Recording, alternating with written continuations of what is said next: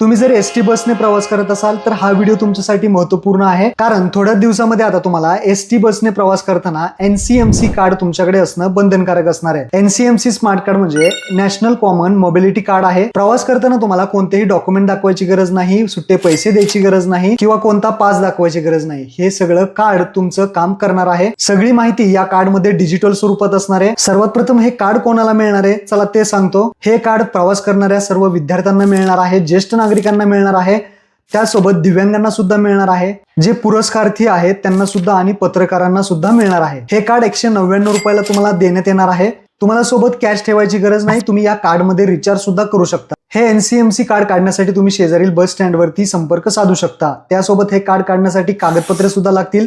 कोणकोणती लागतील ते पहा। कार्ड काढण्यासाठी महिलांना आधार कार्ड लागेल, ज्येष्ठ नागरिकांना आधार कार्ड लागेल, अमृत ज्येष्ठ नागरिक असतील तर आधार कार्ड लागेल, दृष्टीहीन दिव्यांग असेल तर विशिष्ट ओळखपत्र UDID कार्ड लागेल, विद्यार्थी असेल तर सरळ क्रमांक लागेल, इतर सर्व सवलतीसाठी शासकीय प्रमाणपत्र लागेल आणि सवलत नसलेले जे काही प्रवासी असतील रेग्युलर त्यांना मोबाईलचा OTP लागेल। हा महत्त्वपूर्ण व्हिडिओ एसटी बसने प्रवास करणाऱ्यांना शेअर करा। धन्यवाद।